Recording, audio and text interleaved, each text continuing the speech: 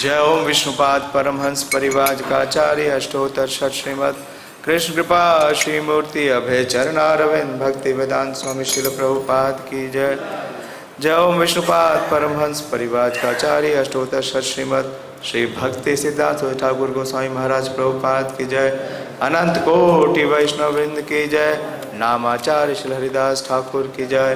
प्रेम से कहो श्री कृष्ण चैतन्य प्रभु नित्यानंद श्री अद्वैत गदाधर शिवासादि गौर भक्त वृंद की जय। श्री श्री राधा कृष्ण गोप गोपीनाथ श्याम कुंड राधा कुंड गिरी गोवर्धन की जय। श्री वृंदावन धाम की जय। श्री मथुरा धाम की जय। श्री नवदीप मायापुर धाम की जय। पुरुषोत्तम श्री जगन्नाथपुरी धाम की जय। द्वारका धाम की जय। श्रीमद्भागवतम महापुराण की जय। निताय गौर Premanandi. All glories to the assembled devotees. All glories to the assembled devotees. All glories to Shri Guru and Gauranga. हरे कृष्णा। तो स्कंद 3 अध्याय 31 अध्याय का शीर्षक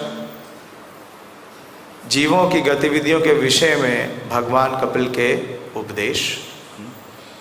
बहुत ही विशेष अध्याय है और लंबा व्याख्यान दे रहे हैं भगवान कपिल अपनी माता देवहूति को। कब से सुन रहे हैं? 1 साल तो हो गया होगा, ज़्यादा ही हो गया होगा। 25वें अध्याय से ये चल रहा है और अब 31 में है।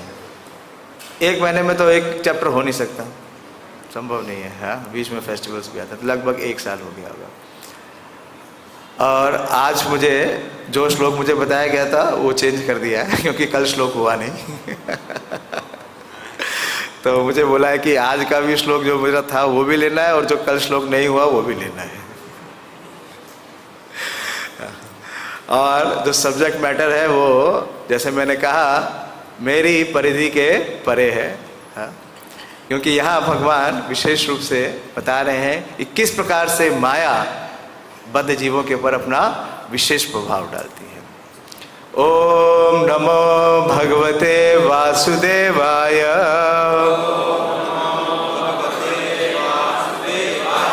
ओम नमो भगवते वासुदेवाय।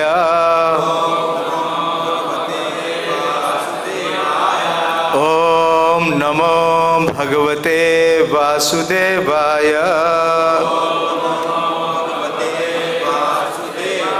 स्कंद 3 अध्याय 31 और श्लोक संख्या 39 बोर्ड पे दिखाएंगे। 39 और 40 दोनों लेने का प्रयास करेंगे। प्रभु कौन ऑपरेट करता है? 3, 31, 39। संगम न कुर्यात् प्रमादा सुजातु पारंपरम अरुरुक्षुः मत्सेवया प्रतिलब्ध आत्मलाभो वदन्ति या निर्या द्वारमस्य। संगम न कुर्यात् प्रमादासु जातु पारंपरम अरुरुक्षुः मत्सेवया प्रतिलब्ध आत्मलाभो वदन्ति या निर्या द्वारमस्य।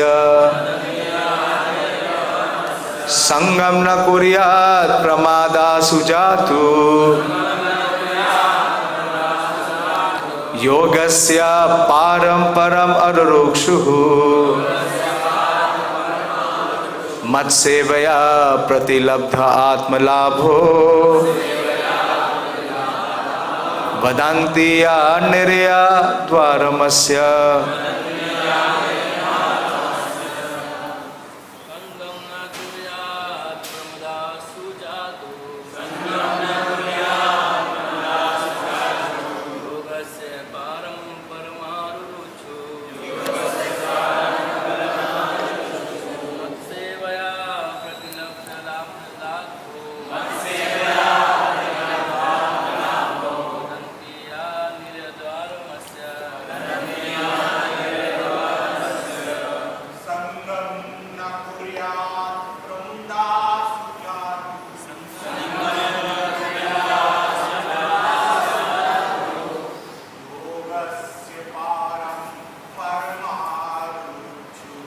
योगस्य पारं परमारुरुक्षु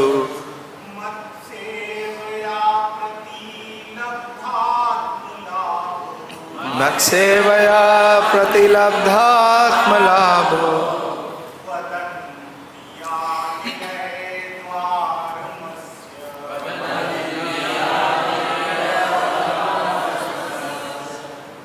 माता जी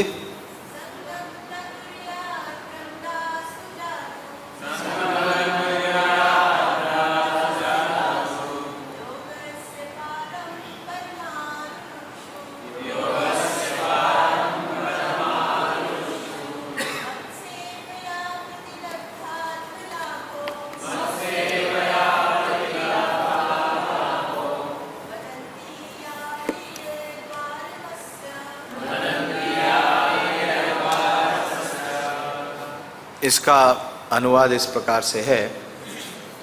तो अब सुनते आए हैं, श्रवण कर रहे हैं कि भगवान कपिल अपनी माता देवहूति देवी को ये ज्ञान, सांख्य दर्शन और ये निर्देश दे रहे हैं। और इसके पीछे आधार है। आधार क्या है? देवहूति माता के प्रश्न। तो ये प्रसंग बहुत विशेष है, लेकिन किस परिस्थिति में बोला गया है और किन के लिए बोला गया है ये भी जानना बहुत जरूरी है। तो भगवान बोल रहे हैं कि जो योग की पराकाष्ठा को प्राप्त करना चाहते हैं और जिन्होंने मेरी सेवा करके आत्म साक्षात्कार कर लिया हो, दो विशेष टाइप के, दो प्रकार के कैटेगरीज के लिए बोल रहे हैं, दो प्रकार के लोगों के लिए बोल रहे हैं। पहले कौन है कि योगस्य पारम परमारुरुक्षु। तो जो योग यानी कि जो ज्ञानी है वो पारम सर्वोच्च जो लक्ष्य है उसको प्राप्त करना चाहते हैं। तो ज्ञानियों का सर्वोच्च लक्ष्य क्या है? मोक्ष। जो मोक्ष को प्राप्त करना चाहते हैं। और दूसरे मत सेवया प्रतिलब्धा आत्मलाभ हो, कि जिन्होंने मेरी सेवा के द्वारा आत्म साक्षात्कार कर लिया है। तो इन दो कैटेगरीज के लिए क्या बोल रहे हैं भगवान? सबके लिए नहीं है, ठीक है? तो विचलित मत होइएगा। जो योग की पराकाष्ठा को प्राप्त करना चाहते हैं, आरुरुक्षु का मतलब है जिसका स्पिरिचुअल गोल हो। और स्पिरिचुअल गोल क्या है? ब्रह्म को प्राप्त करना या भगवत प्राप्ति प्राप्त करना। तथा जिन्होंने मेरी सेवा करके आत्म साक्षात्कार कर लिया हो। जिन्होंने आत्म साक्षात्कार कर लिया है, कैसे? भगवान की सेवा करके। तो कौन सी सेवा की होगी? प्रेममयी शुद्ध सेवा। ऐसे व्यक्तियों के लिए भगवान क्या संस्तुति कर रहे हैं, ध्यान पूर्वक सुनिए। उन्हें चाहिए कि वे कभी किसी आकर्षक स्त्री की संगति ना करें, क्योंकि शास्त्रों में घोषणा की गई है कि प्रगतिशील के लिए ऐसी स्त्री नरक के द्वार तुल्य है। सामान्य के लिए नहीं बोला जाना है, पहले डिस्क्लेमर दे दिया। किसके लिए? जिसको परम लक्ष्य की प्राप्ति करनी है। तात्पर्य श्रवण करिए। योग की पराकाष्ठा इति पूर्ण कृष्ण भावना, कृष्ण भक्ति है। इसका समर्थन भगवत गीता में इस प्रकार हुआ है। जो व्यक्ति भक्ति में रहकर सदैव कृष्ण का चिंतन करता है वह समस्त योगियों में सर्वोच्च है। यही नहीं, श्रीमद् भागवतम के प्रथम स्कंद के द्वितीय अध्याय में भी कहा गया है, जब कोई भगवान की सेवा करके भौतिक कलमश से मुक्त हो जाता है तो वह ईश्वर के विज्ञान तथा तत्व ज्ञान को समझ सकता है। यहाँ पर प्रतिलब्ध आत्मलाभा शब्द आया है। आत्मा का अर्थ है स्व या आत्मा, और लाभ का अर्थ है उपलब्धि। सामान्यतः बद्ध जीव अपनी आत्मा या अपना स्व खो चुके हैं, किंतु जो योगी हैं वे आत्मा का साक्षात्कार कर चुकते हैं। यहाँ आगाह किया गया है कि ऐसे स्वरूप सिद्ध व्यक्ति जो योग सिद्धि की पराकाष्ठा तक पहुँचना चाहते हैं, स्वरूप सिद्ध व्यक्ति हैं लेकिन योग की पराकाष्ठा तक पहुँचना चाहते हैं, उन्हें युवा स्त्री की संगति नहीं करनी चाहिए। किंतु वर्तमान युग में ऐसे अनेक धूर्त पाखंडी हैं जो ये सलाह देते हैं कि जब तक काम इंद्रियां हैं तब तक मनुष्य जी भर कर स्त्री भोग कर सकता है और साथ में योगी बन सकता है। किसी भी मानक योग पद्धति में स्त्री संगति स्वीकृत नहीं है। यहाँ स्पष्ट कहा गया है कि स्त्री संगति नरक के द्वार है। वैदिक सभ्यता में स्त्री की संगति अत्यंत सीमित होती है। 4 आश्रमों में से 3 ब्रह्मचारी, वानप्रस्थ, सन्यासी में स्त्री का संग वर्जित है। केवल गृहस्थों को स्त्री के निकट संपर्क की छूट रहती है और ये संबंध अच्छी संतान उत्पन्न करने तक ही सीमित है। किंतु यदि कोई इस भौतिक संसार में बने रहना चाहता है तो उसे निर्बाध स्त्री संगति करनी चाहिए। ओम अज्ञान तिमिरंधस्य ज्ञानांजन शलाकया चक्षुरुन्मीलितं येन तस्मै श्री गुरुवे नमः। श्री चैतन्य मनोभीष्टं स्थापितं येन भूतले स्वयं रूपा कदा मह्यं ददाति स्वपदान्तिकं। वन्देऽहं श्रीगुरो श्रीयुतपदकमलं श्रीगुरून् वैष्णवांश्च। श्रीरूपं साग्रजातं सहगण रघुनाथान्वितं तं सजीवं साद्वैतं सावधूतं परिजनसहितं कृष्ण चैतन्य देवं श्रीराधा कृष्ण पादान् सहगण ललिता श्री विशाखान्वितांश्च। हे कृष्ण करुणा सिंधु दीनबंधु जगतपते गोपेश गोपिका कांत राधा कांत नमोस्तुते। ताप्त कांचन गौरांगी राधे वृंदावनेश्वरी वृषभानुसुते देवी प्रणमामि हरिप्रिये। वाञ्छाकल्पतरुभ्यश्च कृपा सिन्धुभ्येव च पतितानां पावनेभ्यो वैष्णवेभ्यो नमो नमः। जय श्री कृष्ण चैतन्य प्रभु नित्यानंद श्री अद्वैत गदाधर शिवासादि गौर भक्त वृंद। हरे कृष्णा कृष्णा कृष्णा हरे हरे, हरे राम राम राम हरे हरे। नमो विष्णुपादाय कृष्णप्रेष्ठाय भूतले श्रीमते भक्तिवेदांत स्वामिनिति नामिने। नमस्ते सारस्वते देवे गौरवाणी प्रचारिणे निर्विशेषा शून्यवादी पाश्चात्य देशतारिणे। हरे कृष्णा। तो बहुत ही विशेष प्रसंग चल रहा है। इससे पूर्व के अध्याय में देखा कि नरकों का विवरण बता रहे हैं कपिल देव, और बता रहे हैं कि किस प्रकार से जो जीव है वो विपरीत कर्मों में लिप्त होता है और उसे नरकों की यातनाएं भोगनी पड़ती हैं। तो बहुत विशेष ये व्याख्या चल रही है और इसके पीछे माता देवहूति के कई प्रश्न हैं। तो ये जो व्याख्यान है, जो देवहूति माता का और भगवान कपिल का जो ये व्याख्यान है, बहुत ही विस्तृत है। तीसरे स्कंद के 25वें अध्याय से शुरू है और लगभग 33 तक चलेगा।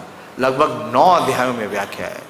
पूरे भागवतम का सबसे लंबे प्रसंगों में से एक है। मुझे पता है नहीं, मैंने अभी आज काउंट नहीं किया।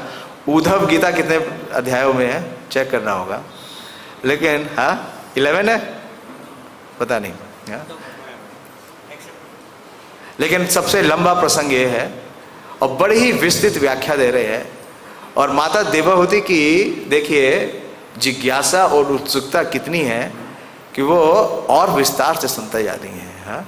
जितना वो सुन रही हैं उतनी उनके सुनने की लालसा बढ़ रही है।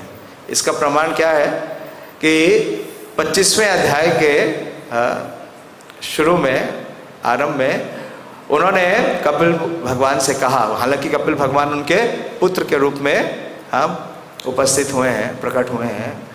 वो बोल रही हैं कि तत्व मार्ग अग्र दर्शनम, कि जो तत्व का जो सर्वोच्च मार्ग है उसका दर्शन आप प्रस्तुत करिए, ताकि मैं परम सत्य का जो लक्ष्य है उसको प्राप्त कर सकूं। तो ऐसी जो जिज्ञासा है ना, जिसे क्या कहते हैं, अथा तो ब्रह्म जिज्ञासा, ऐसी जिज्ञासा देवहूति माता के हृदय में आई। ऐसी ही जिज्ञासा श्री सनातन गोस्वामी पाद के हृदय में आई कि जब वो चैतन्य महाप्रभु से मिले तो पूछा कि के आमी केनो अमर जायत त्रापत राय, यहाँ नहीं जानी के मने हित होय। तो जो वरिष्ठ भक्त हैं मेरे टीचर, वो मुझे बता रहे थे कि ऐसी जिज्ञासाएं साधारण लोगों में नहीं होती। हमारे हृदय में कभी जिज्ञासा होती है हाँ, कि मैं कौन हूँ और मुझे क्यों कष्ट मिल रहा है। हम तो समझ रहे हैं कि मुझे पता है मैं कौन हूँ। एक बार एक भक्त बता रहे थे कि मैं I am 1 to the 10,000 part of the tip of the hair. ये मेरी पहचान है या मेरी साइज है। कई बार बोलते हैं तुम जानते नहीं मैं कौन हूँ हाँ? तो उसने कहा हाँ मैं जानता हूँ, तुम बाल के 10,000वें भाग का अंश हो। उसका सारा जो आवेश था, आवेग था, सब धराशायी हो गया। तो माता देवहूति 29वें अध्याय में बहुत विशेष प्रार्थना करती हैं। समय बहुत सीमित है, 8:30 तो बज गया और इतने अध्यायों की चर्चा है, उसका समावेश थोड़े से समय में करना मुश्किल है, लेकिन विशेष रूप से ध्यान आकृष्ट करना चाहता हूँ 29वें अध्याय के 3रे श्लोक में।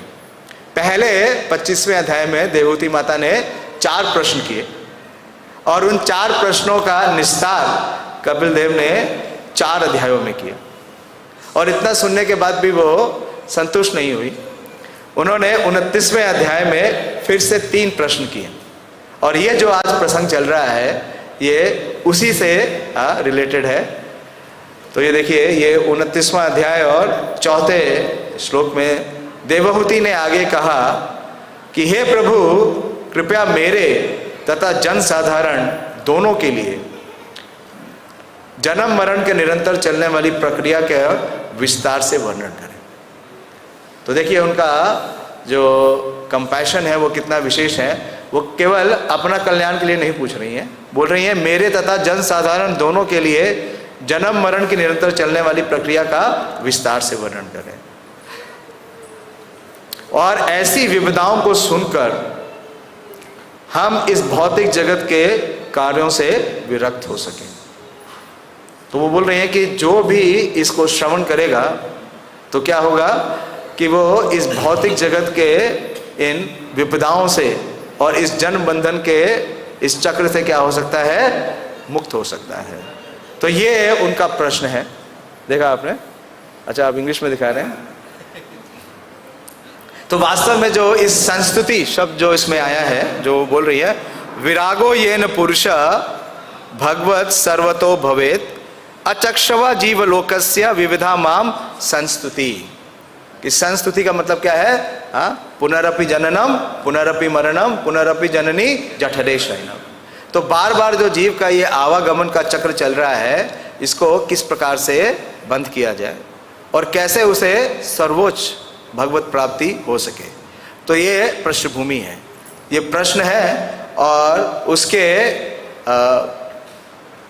निवारणार्थ कपिल भगवान ये संस्तुति दे रहे हैं।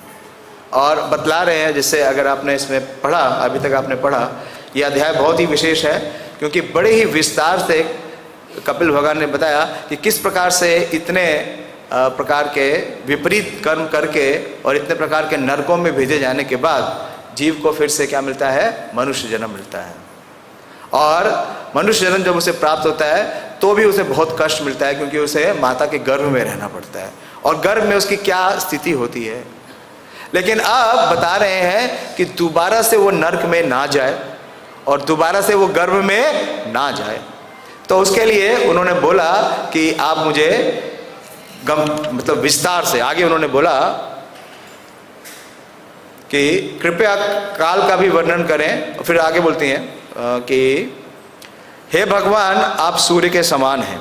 5वां श्लोक देखिए, हे भगवान आप सूर्य के समान हैं, क्योंकि आप जीवों के बद्ध जीवन के अंधकार को प्रकाशित करने वाले हैं। उनके ज्ञान चक्षु बंद होने से वे आपके आश्रय के बिना उस अंधकार में लगातार सुप्त पड़े हैं। फलतः वे अपने कर्मों के कार्य कारण प्रभाव से झूठे ही व्यस्त रहते हैं और अत्यंत थके प्रतीत हो रहे हैं।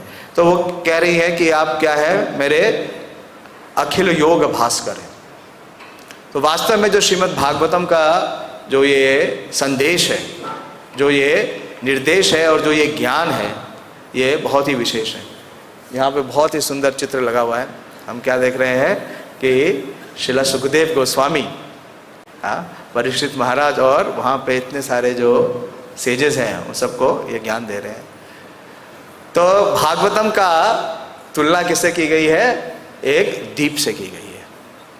यस्वानुभवम अखिल श्रुति सारमेकम अध्यात्म दीपम अतितीर्षिताम तमो अंधम संसारिणम करुणया पुराण गुह्यम तम व्यास सूनम उपायम गुरु मुनि नाम। तो ये जो श्रीमद् भागवतम का प्रस्तुतिकरण है, ये क्या है, अखिल श्रुति सारम एकम। श्री श्री रुक्मिणी द्वारकाधीश जी की जय, श्री श्री जगन्नाथ बलदेव सुभद्रा की जय, श्री गौर निताई की जय, गुरु परंपरा की जय। तो जितने भी श्रुति हैं, जितनी भी श्रुति हैं, जितने भी वेद हैं, उनका जो सार है वो श्रीमद् भागवतम है। और कब प्रस्तुत किया गया है, स्व अनुभव, इसका अनुभव लेने के बाद, मतलब एक्सपीरियंस, जिनको रियलाइजेशन है। तो ऑब्वियसली किसको रियलाइजेशन है, सबसे बड़ा रियलाइजेशन किसके पास है, भगवान के पास और उनके भक्तों के पास। तो ये रियलाइजेशन कौन दे रहा है, भगवान और उनके भक्त। भगवत गीता बोला गया है भगवान की आइडेंटिटी है। भगवान क्या कहते हैं, सर्वलोक महेश्वरम। और श्रीमद् भागवतम क्या है, भगवान की एक्टिविटी है। भगवान ने कहा ना, जन्म कर्म च मे दिव्यम, तो वो दिव्य क्या है, वो दिव्यता कितनी है, वो दिव्य ज्ञान क्या है, वो संदेश भगवान श्रीमद् भागवतम में स्वयं और अपने शुद्ध भक्तों से दे रहे हैं। और चैतन्य चरितामृत क्या है, भगवान का हृदय। भगवान के हृदय में क्या है, साधवो हृदय मह्यम साधुनाम हृदय तम मदन्यते न जानन्ति ना हम तेभ्यो मनागपि। तो इसका अनुभव लिए हुए जो वक्ता हैं वो कौन है, जिन्हें इसका साक्षात्कार हो गया है। अन्यत्र एक श्लोक आता है श्रीमद् भागवतम में, यथामति यथा, कि चलो सूत गोस्वामी बोलते हैं कि जैसा मैंने श्रवण किया और जैसा मैंने साक्षात्कार किया। हालांकि मैं बोल रहा हूँ मुझे तो कोई साक्षात्कार नहीं है, लेकिन जो आचार्यों की टीकाएं हैं उसके आधार पर जो मैंने श्रवण किया है प्रस्तुत करने का प्रयास कर रहा हूँ। तो ये अध्यात्म दीपम है। जो ये संदेश है ये उस प्रकार से है कि जिस प्रकार से गहन अंधकार में एक दीप होता है। और ये दीप किस प्रकार से है, अतितीर्षाम तमो अंधम। ये भौतिक जगत को क्या कहा जाता है, तमो अंधम। हम रोज कहते हैं प्रार्थना, ओम ज्ञान तिमिरंधस्य। प्रभुपाद जी अपने एक व्याख्यान में बोलते हैं कि जो ये भौतिक जगत है ये भगवान का सबसे निकृष्ट क्रिएशन है। क्यों, क्योंकि ये तमो अंधम है। तो प्रभुपाद जी बताते हैं कि ये तमो अंधम है। तो इस तमो अंधम से बाहर निकलने के लिए भगवान ने क्या दिया, संसारिणम करुणया पुराण गुह्यम। कि ये जो श्रीमद् भागवतम है ये सबसे गुह्य पुराण है। और क्यों प्रस्तुत किया गया? श्रील सुखदेव गोस्वामी, श्री व्यासदेव सुखदेव गोस्वामी नारद मुनि ने क्यों प्रस्तुत किया? संसारिणम कारुण्य। तो उसी करुणा का प्राकट यहाँ देवभूति देवी कर रही हैं। और तम व्यास शूनम उपायम गुरु मुनिनम। और ये श्रीमद् भागवतम का प्रभाव कैसे हो रहा है? श्रीला सुखदेव गोस्वामी से। वो जितने मुनि हैं उनके भी वो क्या है? गुरु हैं। व्यास सूनम, सूनम का मतलब है उनके पुत्र हैं। तो आपने श्लोक देखा है। तो इस भौतिक जगत में, इस भौतिक संसार में सब लोग बहुत घोर संघर्ष कर रहे हैं। और हर आदमी क्या प्रयास कर रहा है कि वो कैसे सुख पूर्वक रह सकता है, कैसे वो सुख का वर्धन कर सकता है। प्रयास सबका एक ही है, सबका डिजायर, सबकी इच्छा एक ही है कि सुख की वृद्धि और दुख से निवृत्ति। लेकिन इतना प्रयास करने के बाद भी क्या ऐसा संभव होगा? क्या ऐसा सफल होगा? नहीं होगा। प्रभुपाद जी कह रहे हैं कि everyone is baffled by the law of material nature. क्यों? क्योंकि भगवान ने क्या? असुखम अनित्यम असुखम लोकम। ये भौतिक जगत क्या है? अनित्य है और असुखम लोकम है। लेकिन आगे वाली जो सेंटेंस है वो स्वीकार नहीं करते हैं। क्या है? इमं प्रापस्य भजस्व मां। भजन नहीं करना चाहते। क्या करना चाहते हैं? भोग करना चाहते हैं। भोग करने का रोग लगा हुआ है। यही बद्ध जीवन की अवस्था है। तो प्रभुपाद जी कह रहे हैं कि जो ये मटेरियल वर्ल्ड है ये भगवान का सबसे डार्केस्ट रीजन है ऑफ गॉड्स क्रिएशन। और जितने भी ये कर्मी लोग हैं उनकी स्थिति क्या है? जो कर्मी हैं उनके बारे में एक आचार्य ने बहुत अच्छा कहा।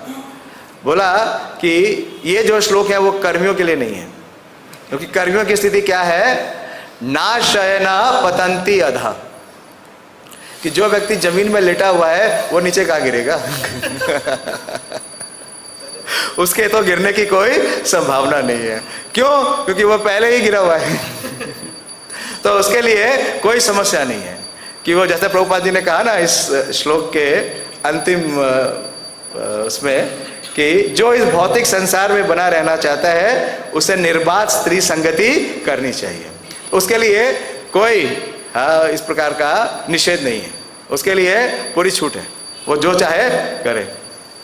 लेकिन जो इस भव सागर से बाहर जाना चाहता है उसके लिए ये संस्तुति कर रहे हैं और बतला रहे हैं कि जो इसको पार जाना चाहता है, इस भौतिक जगत से पार जाना चाहता है, क्या है? मम माया दुरत्या, माया के पार जाना चाहता है, उसके लिए श्रीमद् भागवतम में ये संस्तुति की गई है। और प्रभुपाद जी बोल रहे हैं इसके तात्पर्य में कि योग की पराकाष्ठा पूर्ण कृष्ण भक्ति है।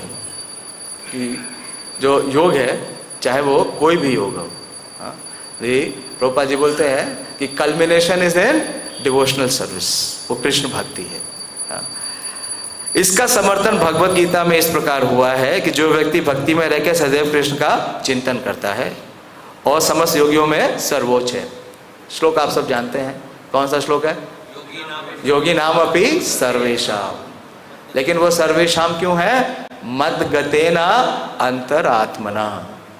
तो इसमें प्रभुपाद जी दो, जो मद गतेना जो शब्द है उसमें दो व्याख्या करते हैं, बहुत विशेष है। शब्द एक है लेकिन अगर आप वर्ड मीनिंग देखेंगे तो उसमें दो व्याख्या की है। तो पहला क्या है कि वन हु अबाइड्स इन मी, जो हमेशा निरंतर मुझ में वास करता है। And one who always thinks of me, जो हमेशा मेरा चिंतन करता है। और कैसे? श्रद्धावान, पूर्ण श्रद्धा के साथ। अभी हम 2 दिन पहले श्रद्धा के विभाग के ऊपर चर्चा कर रहे थे। तो श्रद्धावान जन होए भक्ति अधिकारी, कनिष्ठ मध्यम उत्तम श्रद्धा अनुसारी। और भगवान कह रहे हैं कि श्रद्धा किस पे आधारित है? कैसे पता चलेगा कौन श्रद्धा में, किस श्रद्धा में है? 4 भगवान उसके वो देते हैं, टेस्ट देते हैं कि श्रद्धा किसकी है, उसकी सतोगुणी है या रजोगुणी है या तमोगुणी है। किसी को याद है? भगवान 4 पैरामीटर्स देते हैं कि श्रद्धा को टेस्ट करने के लिए कि वो श्रद्धा कौन सी है। बोले भूलो भगवत गीता।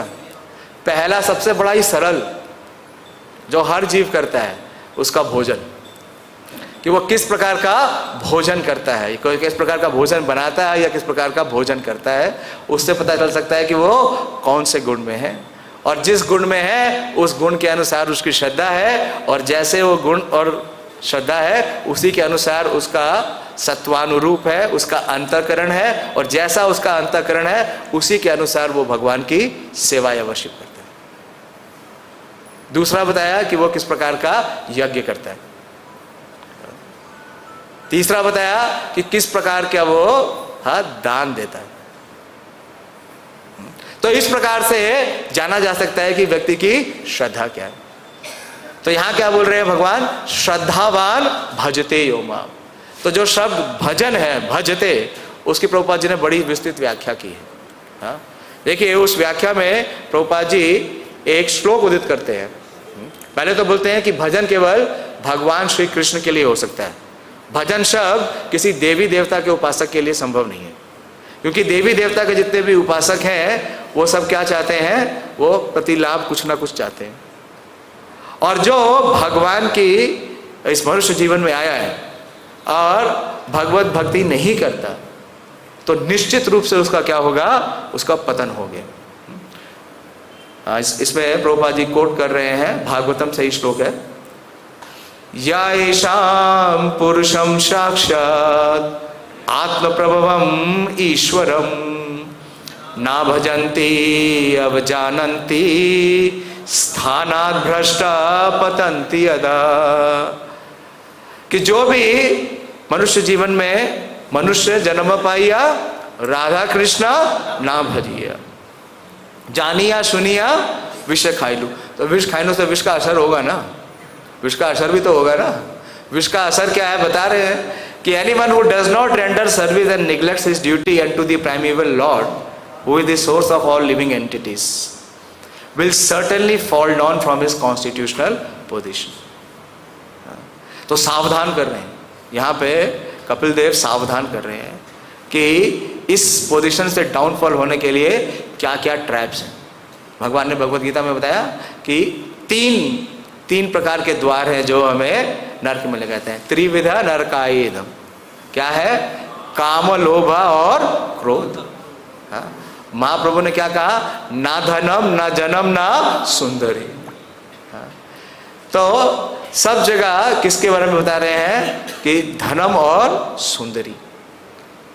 ऐसा मत समझिए कि स्त्रियों के लिए कोई ट्रैप नहीं है, वो सब मुक्त हैं। आगे बतलाते हैं, अभी आगे बतलाएंगे। मैं अभी वो श्लोक ले नहीं सकता क्योंकि आगे आने वाले वक्ता बोलेंगे कि जिस प्रकार से पुरुष के लिए स्त्री नर्क का द्वार है, उसी प्रकार से स्त्री के लिए पुरुष। खाली थोड़ा सा अनुवाद पढ़ देता हूं। अतः स्त्री को अपने पति, घर बार और अपने बच्चों को उसकी मृत्यु के लिए भगवान की बहिरंगा शक्ति की व्यवस्था के रूप में मानना चाहिए। ठीक उसी तरह जैसे शिकारी की मधुर तान हिरण के लिए मृत्यु होती है। तो बहुत गंभीर है ये जो संदेश है, गहरा है, लेकिन उनके लिए है जो वास्तव में इस भगवत जगत, इस भक्ति भौतिक जगत से बाहर जाना चाहते हैं। और इस भौतिक जगत को इस प्रकार से बनाया गया है कि जो बद्ध जीव है उसका सबसे ज़्यादा आकर्षण किसका है, अपोजिट सेक्स में। कुछ दिन पहले हिज ग्रेस रुक्मिणी कृष्ण प्रभु क्लास ले रहे थे इसी विषय में, और बहुत ही विशेष क्लास दिया। मैंने थोड़ा सुना उस क्लास को, क्योंकि इसमें क्या बोलूँ मुझे कुछ समझ में ही नहीं आ रहा था, बहुत जटिल है और ज़्यादातर लोग इसको अप्रिशिएट नहीं कर पाएंगे। वो समझते हैं कि जो स्त्री और पुरुष का संबंध है वो तो मिलन के लिए ही है मिलन के लिए, लेकिन प्रभुपाद जी बोल रहे हैं किस लिए है, केवल संतान उत्पत्ति के लिए। और संतान भी कौन सी हो, जो कि कृष्ण भावना भावित हो। तो प्रभुपाद जी के दो शिष्यों का व्याख्या तो बहुत हो सकती है, बहुत से शास्त्रिक श्लोक मैंने लिखे भी हैं, लेकिन मैं एक प्रसंग बताना चाहता हूँ, आपके साथ शेयर करना चाहता हूँ जो कि व्यवहारिक है। कैसे जो वास्तव में जो एक गुरु, प्रामाणिक गुरु के अनुगत में है, इस पाश से बच सकता है। कपिल देव ने बताया, भगवान कपिल ने, कि प्रसंगम अजरम पाशम आत्मना कवियो विदो, क्या है, सएव साधु साकृतो मोक्ष द्वारम अपावृतम। तो ये जो हृदय ग्रंथि है, हृदय ग्रंथि आहु, किसकी? स्त्री और पुरुष की, ये काटी नहीं जा सकती, संभव नहीं है, और इसके कारण बार बार जन्म और मरण का चक्र चलता रहता है। लेकिन अगर ये जो आसक्ति स्त्री की पुरुष में और पुरुष की स्त्री में है, इस आसक्ति को क्या कर लिया जाए? ये अजरम पाशम है, और इसको क्या किया जाए? परिवर्तित किया जाए, किसमें? साधु में। तो मोक्ष के जो द्वार हैं वो अपावृतम है, और वास्तव में श्रील प्रभुपाद जी ने ऐसा किया है। और इसका प्रमाण मैं आपको एक प्रसंग से देता हूँ। प्रभुपाद जी के बहुत ही विशेष शिष्य हुए हैं, उनमें से 2 शिष्यों का मैं वर्णन कर रहा हूँ। एक है हिज ग्रेस गुरुदास प्रभु। श्रील गुरुदास प्रभु प्रभुपाद जी के आरंभिक अवस्था से ही उनके शिष्य थे, और उनका विवाह स्वयं श्रील प्रभुपाद जी ने यमुना माता जी से कराया। और इन दोनों को प्रभुपाद जी ने सैन फ्रांसिस्को में, इनको और इनके साथ और भी 2 और ट्रांसेंडेंटल कपल हैं, मुकुंद महाराज और जानकी माता जी, और श्याम सुंदर प्रभु और मालती माता जी। इन सबका विवाह संस्कार स्वयं प्रभुपाद जी ने कराया। कल हम 18वें अध्याय में पढ़ रहे थे कि आध्यात्मिक प्रगति के लिए कोई भी कार्य छोड़ना नहीं चाहिए। तो जब प्रभुपाद जी वहाँ गए तो परिवेश आप जानते हैं, हाँ, कि अमेरिका में हिप्पी कल्चर था, अभी इंडिया में भी आ गया है। हाँ, वो सो कॉल्ड एडवांसमेंट है। हिप्पी कल्चर में क्या है? विवाह नहीं किया जाता, केवल स्त्री और पुरुष का संबंध बनाया जाता है, और जब इच्छा हो, जब तक दोनों की निभे साथ में रहेंगे, जब इच्छा हो तो छोड़ के जा सकते हैं। तो प्रभुपाद जी ने क्या कहा कि this society has gone two cats and dogs, क्योंकि जानवरों के समाज में विवाह की संस्तुति नहीं होती। तो उनका जो मतलब धरातल था वो कौन सा था? वो थे तो मनुष्य के शरीर में, लेकिन चेतना क्या थी? हाँ, पशुओं जैसी। धर्म विहीना पशु भी समाना, आहार भद्रा भय मैथुन समाना। तो यही 4 चीज़ों में सारा जगत लगा हुआ है। तो उन्होंने क्या किया? उन्हें पहले ह्यूमन प्लेटफॉर्म में लेके आए। तो प्रभुपाद जी ने स्वयं सन्यासी होते हुए भी उनकी विवाह संस्कार कराए। और प्रभुपाद जी लिखते हैं अपने कई तात्पर्य, कल हम पढ़ रहे थे 18वें अध्याय में, तो प्रभुपाद जी 2 तात्पर्यों में इसके बारे में लिखते हैं कि हालांकि सन्यासी को ये कार्य नहीं करना चाहिए, लेकिन आध्यात्मिक प्रगति कराने के लिए अपने शिष्यों के लिए उन्होंने ये कार्य किया, और दोनों का विवाह हुआ। और विवाह के बाद प्रभुपाद जी ने क्या किया? उन्हें पर्सनली ट्रेन किया और उन्हें यूरोप भेजा, विशेष रूप से लंदन। और प्रभुपाद जी चाहते थे, भक्ति सिद्धांत महाराज जो चाहते थे, जो श्रील भक्ति विनोद ठाकुर चाहते थे, चैतन्य महाप्रभु चाहते थे कि सर्वत्र प्रचार होई बे मोरा नाम।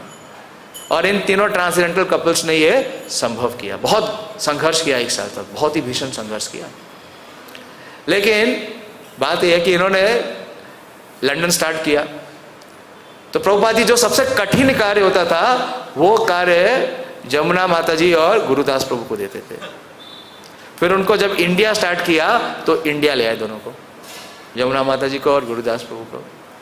और प्रभुपाद जी बड़े बड़े पंडाल प्रोग्राम कर रहे थे, प्रचार कर रहे थे।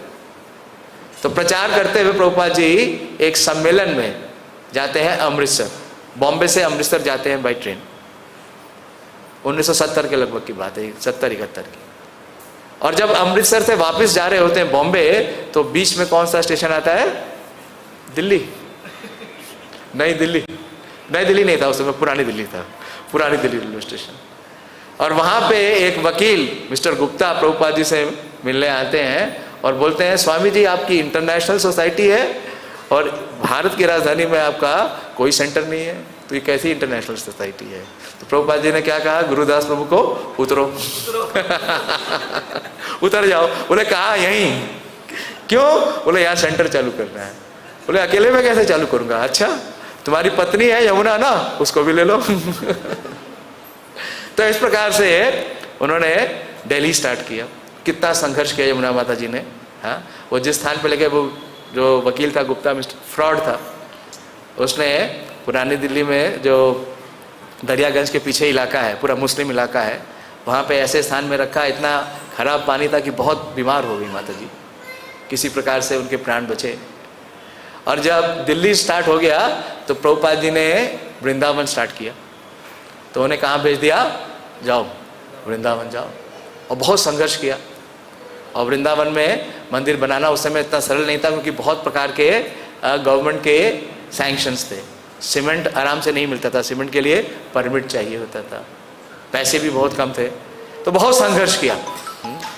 हिज होलीनेस राधानाथ स्वामी महाराज बता रहे थे यमुना माता जी के बारे में, अब बोल दो क्लास के बाद में, कि उन्होंने, वो कहाँ रहती थी, राधा दामोदर मंदिर में रहती थी।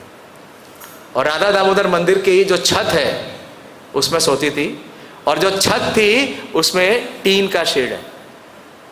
और वृंदावन में दिल्ली से ज़्यादा गर्मी भी होती है और दिल्ली से ज़्यादा सर्दी भी होती है। और राधा स्वामी महाराज उनके ग्लोरिफिकेशन में बोल रहे थे, तो जितने भी पुरुष भक्त थे वो तो सब बाहर छत पे सोते थे, पानी डाल देते थे छत पे। जैसे आपने देखा है, पहले कोई एसी तो होता नहीं था। हाँ, एसी कल्चर तो अभी शुरू हुआ है। आज से 30 साल पहले भी मुझे याद है, शायद ही किसी घर में एसी होता था, एसी नहीं होता था। तो वो सब छत पे पानी डाल के सोते थे। और यमुना माता जी क्या करती थी, उनके पास 2 गमछे थे, वो दोनों गमछे गीले करके लेके आती थी। और वो टीन का जो छत का जो कमरा था वो बिल्कुल भट्टी की तरह था। तो एक गमछा वो गीले पानी का नीचे बिछाती थी और दूसरे गमछे से ओढ़ लेती थी, ताकि जो तपिश है उससे उनको मतलब डिहाइड्रेशन नहीं हो जाए। लेकिन राधा स्वामी महाराज कहते हैं कि केवल 10 मिनट में वो गमछे पापड़ बन जाते थे। इतनी भीषण तपस्या की उन्होंने। और इस प्रकार से उन्होंने प्रभुपाद जी का जो एक कार्य है, ये मिशन है, ये कंप्लीट किया। हाँ, दोनों विवाह बंधन में थे। लेकिन यमुना माता जी ने कितनी विशेष सेवा की है आप सब जानते हैं। प्रभुपाद जी ने कहा कि यमुना माता जी की जो भक्ति है वो किस स्तर पे है, हाँ, भाव भक्ति के स्तर पे है। तो प्रभुपाद जी ने उनके पति गुरुदास प्रभु को सन्यास दिया 1975 में। ये सन्यास का व्याख्यान है श्रील प्रभुपाद जी का। और प्रभुपाद जी बोल रहे हैं, ये पहले तो गुरुदास महाराज को प्रभुपाद जी एक पत्र लिखते हैं। प्रभुपाद जी ने एक विशेष प्रिंसिपल दिया, एक सिद्धांत दिया। प्रभुपाद जी गुरुदास प्रभु को बोलते हैं, ये प्रभुपाद जी का लेटर है 22 दिसंबर 1975 को, कि I always say man is good और women is also good, but when they combine they become bad. तो पुरुष भी हाँ अच्छा है और स्त्री भी अच्छा है, लेकिन कब तक अच्छे हैं, जब तक उनका हाँ मिलन नहीं होता। तो प्रभुपाद जी कह रहे हैं कि before so much there was so much difficulty, क्योंकि पहले कौन से आश्रम में थे, गृहस्थ आश्रम में। और अब उन्होंने सन्यास ले लिया। तो बोलते हैं now you are doing well, क्योंकि वो स्वतंत्र हो गए प्रचार करने के लिए। और प्रभुपाद जी उस लेटर में ये भी लिखते हैं, यमुना दासी is also doing well, so I am very please with your work, please continue like this. और प्रभुपाद जी जब उनका सन्यास दीक्षा हो रहा था, तो प्रभुपाद जी ये व्याख्यान देते हैं सैन फ्रांसिस्को में, ये इसमें वेदावेस में है, जुलाई 21, 1975 सैन फ्रांसिस्को। प्रभुपाद जी बोलते हैं एवरीवन शुड टेक सन्यास। चेतन चरितामृत में एक प्यार है, जब हम विश्व रूप महोत्सव करते हैं ना, तो वो प्रसंग है जो चेतन चरितामृत में है। कविराज गोस्वामी लिखते हैं कि जब विश्वरूप ने सन्यास लिया तो सची देवी और जगन्नाथ मिश्र बहुत ही द्रवित थे। तो निमाई उन्हें जाकर के क्या करते हैं, सांत्वना देते हैं। और क्या प्यार बोलते हैं, भाला होइला विश्वरूप सन्यास करिला, पितृकुल मातृकुल तू ही उद्धारिला। वो दोनों रो रहे हैं, माता पिता, और उनका छोटा पुत्र क्या कह रहा है कि भाला होइला विश्वरूप सन्यास करिला। बहुत अच्छा हुआ कि विश्वरूप ने क्या कर लिया? संन्यास कर लिया। क्यों? क्योंकि पितृकुल और मातृकुल दुई उद्धारिला। ये अलग बात बोलते हैं, मैं संन्यास नहीं लूंगा, मैं आपके साथ रहूंगा। तो प्रभुपाद जी इस व्याख्यान में क्या बोलते हैं, सुनिए, बहुत विशेष है। प्रभुपाद जी बोलते हैं एवरीवन शुड टेक संन्यास। हालांकि कलयुग में संन्यास क्या है? निषेध है। निषेध क्यों है? क्योंकि इसको लेना इतना सरल नहीं है, इसको निभाना इतना सरल नहीं है। तो प्रभुपाद जी बोलते हैं कि जो आज संन्यास ले रहे हैं वो है गुरुदास। तो Gurudas is my faithful disciple since beginning and I got him married. मैंने इसका विवाह किया और इसकी जो पत्नी है भार्या यमुना देवी, वो भी भगवान की बहुत अच्छी भक्त है। और बोल रहे हैं कि यमुना ने बहुत ही अच्छा जो मार्ग है उसे स्वीकार किया है। She has become sannyasini. ये प्रभुपाद जी के वर्ड्स हैं। She has become sannyasini although no sannyas for women. अरे पुरुषों के लिए संन्यास नहीं है कलयुग में। 5 चीजें कलो पंच विवर्जित, 5 चीजें कलयुग में वर्जित हैं। तो कर्म संन्यास वर्जित है और ज्ञान संन्यास वर्जित है। जो वैष्णव संन्यास है वो स्वीकृत है। प्रभुपाद जी ने वैष्णव संन्यास दिया। तो प्रभुपाद जी बोल रहे हैं कि Yamuna has taken very nice path, she have become sannyasini. She has voluntarily taken sannyas and she is doing very well. देखिए किस प्रकार से जो साधु है वो स्त्री और पुरुष की आसक्ति काट देता है। जो आकर्षण है स्त्री और पुरुष का वो इस भौतिक जगत में जो भी है, भागवतम बोलता है ब्रह्मा से लेकर के चींटी तक सबके अंदर ही आकर्षण रहता है, कोई भी इस आकर्षण से मुक्त नहीं होता। लेकिन प्रभुपाद जी ने अपने शिष्यों को मुक्त किया। देखिए तो प्रभुपाद जी बोल रहे हैं कि इसकी पत्नी ने इससे पहले संन्यास ले लिया, वो सन्यासिनी बन गई। तो मैंने अपने इस शिष्य को अपने पास बुलाया, गुरुदास को, और मैंने कहा कि तुम भी संन्यास ले लो।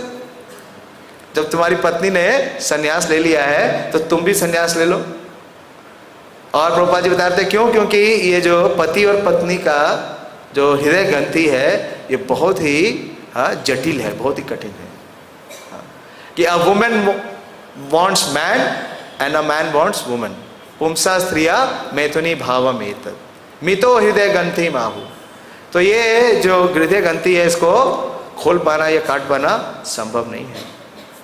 तो प्रभुपाद जी ने कहा कि मेरा सुझाव है तुम दूसरा विवाह मत करो, जैसा तुम्हारी पत्नी ने किया तुम भी वही करो, तुम भी संन्यास लो। और प्रभुपाद ने कहा क्योंकि ये एक अच्छा सोल है, इसने मेरी बात स्वीकार की और आज इसका संन्यास हो रहा है। तो प्रभुपाद जी कहते हैं कि because he is my faithful disciple he has accepted my advice. और प्रभुपाद जी जितने वहाँ पे उपस्थित भक्त थे, वैष्णव थे, उनसे कहते हैं I appeal to all devotees, all of you Vaishnavas, give your good wishes so that he can keep sannyas and preach Krishna consciousness rest of his life। तो सत न्यास है क्या? 2 शब्द हैं, प्रभुपाद जी इसकी व्याख्या करते हैं, सत और न्यास। सत का मतलब क्या है? सुप्रीम एब्सोल्यूट ट्रूथ, भगवान श्री कृष्ण। और न्यास का मतलब क्या है? विरक्ति। तो कृष्ण में आसक्ति और इस संसार के संबंध से विरक्ति, यही संन्यास है। इसलिए प्रभुपाद ने संस्तुति की कि सबको संन्यास लेना चाहिए। वास्तव में जिसने भी संन्यास स्वीकार कर लिया, और प्रभुपाद जी एक बहुत विशेष बात बोलते हैं, कल हम पढ़ रहे थे कि देखिए कि सन्यासी का ये मतलब नहीं है कि उसने केवल गेरुए वस्त्र पहन रखे हैं, उसने डंडा ले रखा है, ऐसे ही लोग सन्यासी नहीं है। प्रभुपाद जी गृहस्थ जीवन क्यों कठिन है? क्योंकि गृहस्थ जीवन में जो आदर्श हैं उनका पालन करना बद्धजीव के लिए इतना सरल नहीं है। तो प्रभुपाद जी बोलते हैं 18वें अध्याय के, हम लोग पढ़ रहे थे,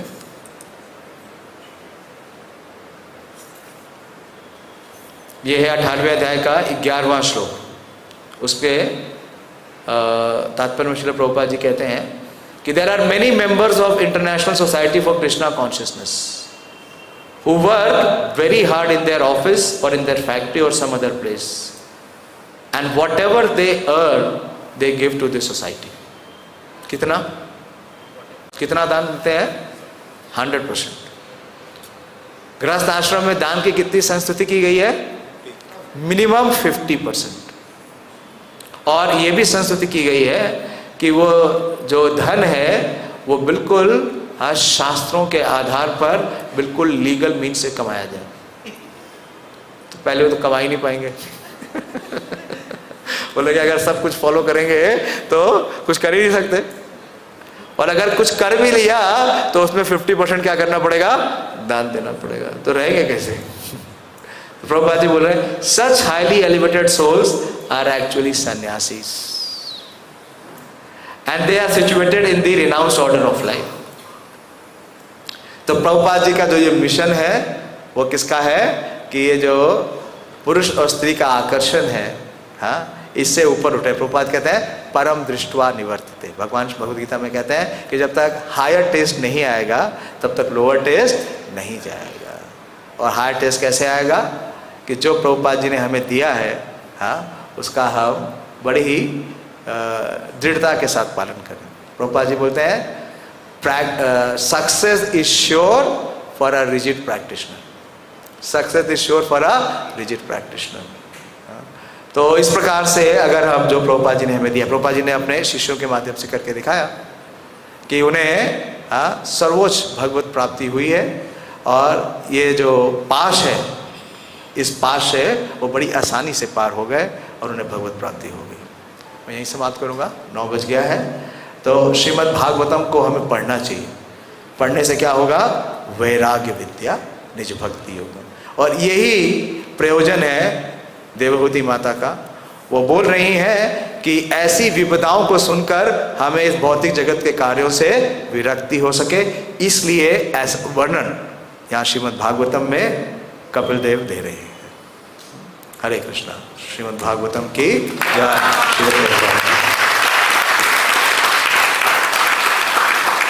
मेरी इतनी सीमा है, इस विषय पे मैं ज़्यादा नहीं बोल सकता, लेकिन जो मुझे प्रेरणा हुई मैंने प्रस्तुत किया. अगर आपका कोई प्रश्न है या समीक्षा है तो बताएं.